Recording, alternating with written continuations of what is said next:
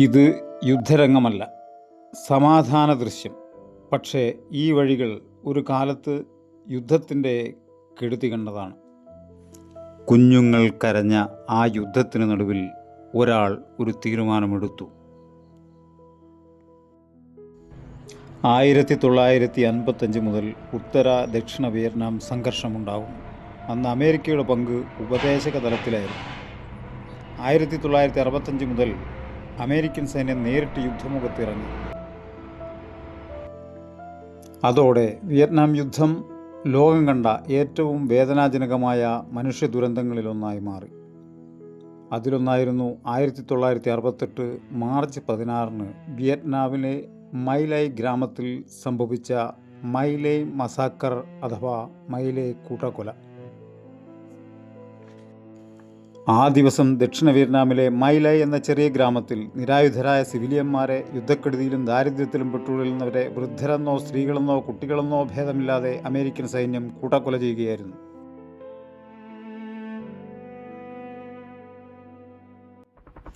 അതേസമയം അമേരിക്കൻ സൈന്യത്തിലെ pilot Hugh Thompson junior, gunner Lawrence Colburn, നിരീക്ഷകൻ ഗ്ലെൻ ആൻഡ്രയോട്ട എന്നിവർ തങ്ങളുടെ OH-23 രാവൻ എന്ന ഹെലികോപ്റ്ററിൽ പതിവ് പറക്കലിലായിരുന്നു.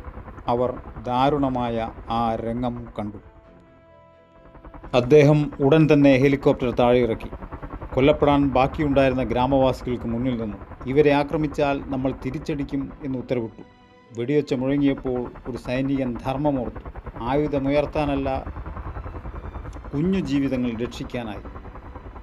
അത് സ്വന്തം സൈനികർക്ക് നേരെ ആയുധം തിരിക്കാൻ തയ്യാറായ അപൂർവ ധൈര്യമായിരുന്നു.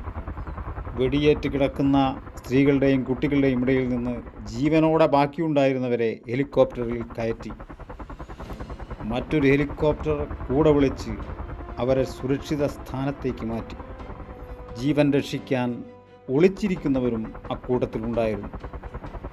അവരിൽ നിരവധി പേർ പാവം കുഞ്ഞുങ്ങളായിരുന്നു. ആദ്യം അദ്ദേഹത്തെ അവഗണിച്ചു, ഭീഷണികളുണ്ടായി.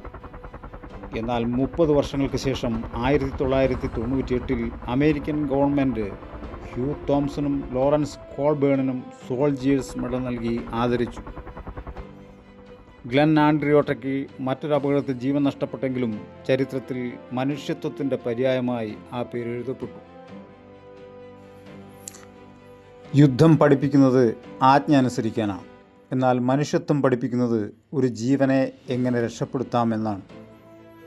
വിയറ്റ്നാമിലെ ആ ഗ്രാമത്തിൽ വെടിയൊച്ചകൾ മുഴങ്ങിയപ്പോൾ ഒരു സൈനികൻ മനുഷ്യത്വത്തിൻ്റെ തിരിതെളിച്ചു. അതിൻ്റെ കാവൽക്കാരനായി മാറി.